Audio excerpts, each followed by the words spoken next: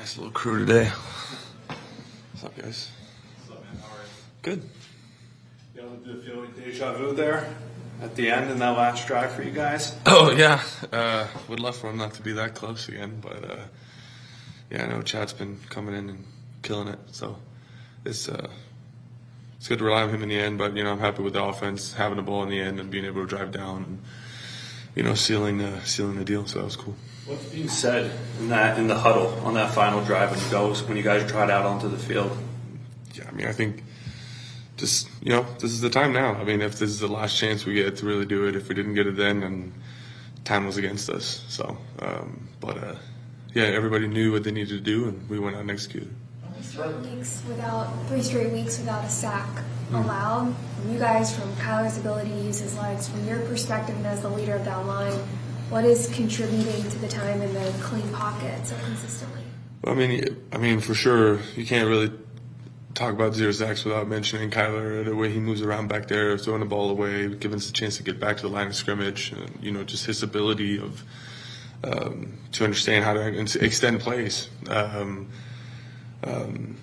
The Dolphins did a really good job giving us a bunch of unscouted looks, and a lot of teams, they try to make sure that you're hot off some edge or not. Like, they scheme you up so they do have a free runner, but that's when we're lucky that we have Kyler to be able to, move like that. But I do think the O-line's taking to them, and, we got to pick up our pass protection game as much as we can, because once we give K1 a chance back there to feel comfortable and not feel as much pressure, then he can for sure let it rip. So the boys took it upon themselves to, we really make sure we know all the plans, know what we need to do, and just focus on what it is we need to do, not as much as what everybody else is doing. So it was a milestone moment, brother. It's been 50 years since this team has had 3 straight games without allowing a sack. How much is that worth celebrating, even though you're a week-to-week kind of person? Yeah, it's always good, but at the same time, there's a couple of plays in that game that I know that we need to clean up on protection, and that we're lucky we have the guy we have back there. So it was a tough team. They did bring a lot of stuff that we haven't seen before, but at the same time, take hats off to the Dolphins for scheming up against us. But, awesome little pat on the shoulder, and then move on to next week. You were joking a little bit, well, maybe not joking, but talking about how you wish these weren't as close as they are. Yeah. Is there a benefit a team gets out of these, obviously, other than the wins, about, steeling yourself to an end-of-game situation when you guys can pull these games out and have to go through that? Does that help a team beyond just getting the victory? Or is that giving too much credit? Like you're saying, that we get in those situations to kind of be able to. Maybe. Yeah, I don't know. I just think if you score early in the game, you also have a chance to score late in the game, regardless of pressure. So I'd rather just win by 20, personally.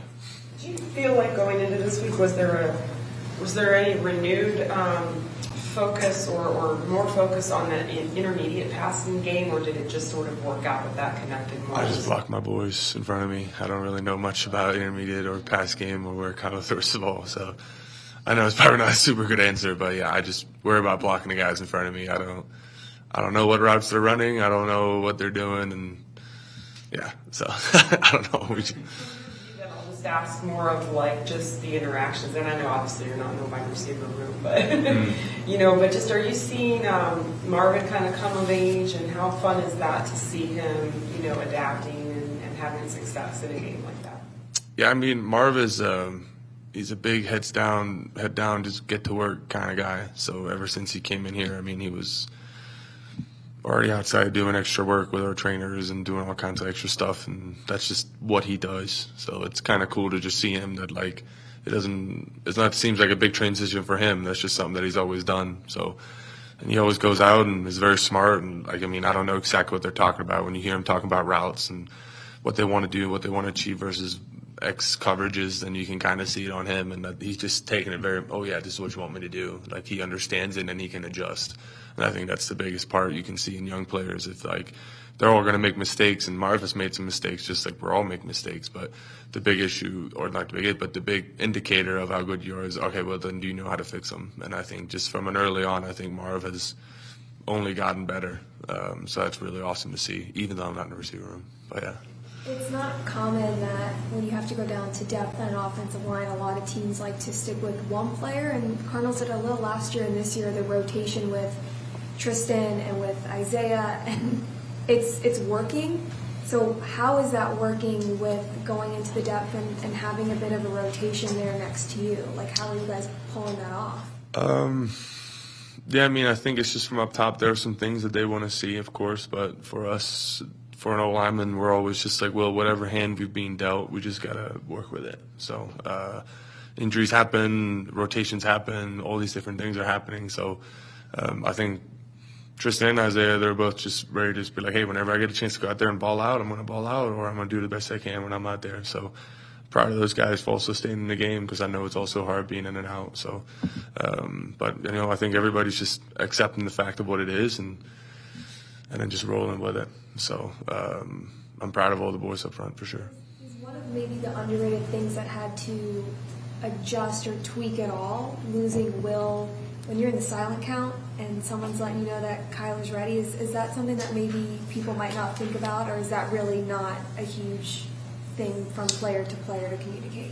I think it just a little bit. Everybody works a little bit differently. It's all just about how to hear him work, I guess you'd say. Like, I'm not going to force somebody. Of course, I got to know what to do and what to say, but the way that they move, the way, like, me and Will is taking us a while to kind of figure out our best motion together, and then Will's an amazing player. And I know he's going to come back even better from what he's been going through right now. But yeah, obviously having new guards next to me that make sure the silent cadence and all that stuff is ready to roll. It does change a little bit, but as you kind of get into it, you kind of get the feel of who you're next to, and then you just kind of start flowing with it. Is there anything you guys could do to prevent the batted down passes more than just the obvious of trying to block better? Yeah, not play against 6'8" Calais Campbell.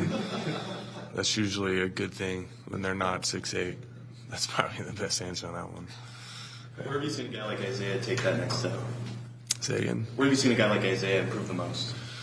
I mean, I think just the speed of the game, understanding all the different, the whole play call, making sure you get the whole thing, understand the cans, understand where you're going. Like, you might go from pulling to pass protection, or pulling left to running right, or whatever it is, in different ways that we the way we run our offense.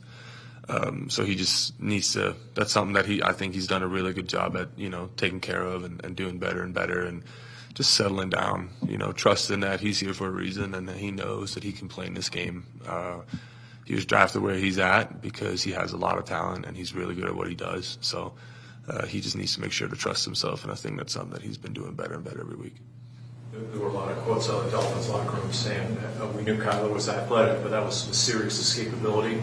Do you ever sense that in defenders, just so that frustration, or like them muttering themselves and, I thought I had him and I didn't, and is that palpable? Can you sense that in the game? Yeah, I think there's a couple of plays yesterday where they schemed us up and had a free runner, and that's just they got us, right?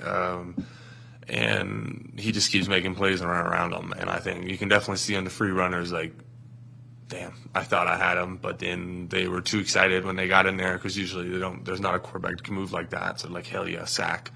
And then he just does his little thing, and then he's all over the field, and then he throws a touchdown. Yeah, no, you can definitely feel on that it's frustrating. Because they're like, I thought it was supposed to be a third down, or you're supposed to kick a field goal here because they're supposed to get an 8-yard sack, but instead he runs around and throws an 18-yard touchdown. So it's like, that's kind of frustrating for sure. So I assume it's pretty shitty for them, but we love it. So because he has a unique skill set, is that routine to see unscouted looks you won't see on film? Because they have played different quarterbacks to date that are unlike Kyler. I think the more Kyler makes more plays with his feet, you're definitely going to see. We're going to see different things. Like, it all depends on how you want to approach the game. Do you want to contain him in the pocket? Do you want to get him moving and then chase him down? I don't know what you like. Do you want to press the pocket? Do you want to press his edges? Or you want to overload him, make him hot all the time? But then there's guys that are free down the field. So it kind of just depends on what the defensive coordinator we're facing that week, what tendencies he kind of has, and then we're going to try to make a plan that the best way to combat that. So that's the hard part when you face a guy like that. You pick and choosing your battles on where you want to get a little exposed. So, I mean, and then he is also just a really good talent. I mean, we had a free runner right up the middle on the third down or second down or whatever yesterday, and then he just threw it up there to the only player that can catch the ball is Marvin, and Marvin made an amazing catch. So, you know, when Kyler's on, he can do whatever the hell he wants to. So that's awesome. To have 2 games and a 2-day road trip, are you feeling it now that you're back here? Yeah, the 4-hour flight to Miami and back is definitely something that slows down the recovery process a little bit. But no, I think we came up pretty good from the game yesterday, and had some lift groups this morning and stuff like that. And I mean, we're ready to roll. So I'm happy about the energy that's around right now. Thanks, Hjalte. Thanks, man. Appreciate you guys.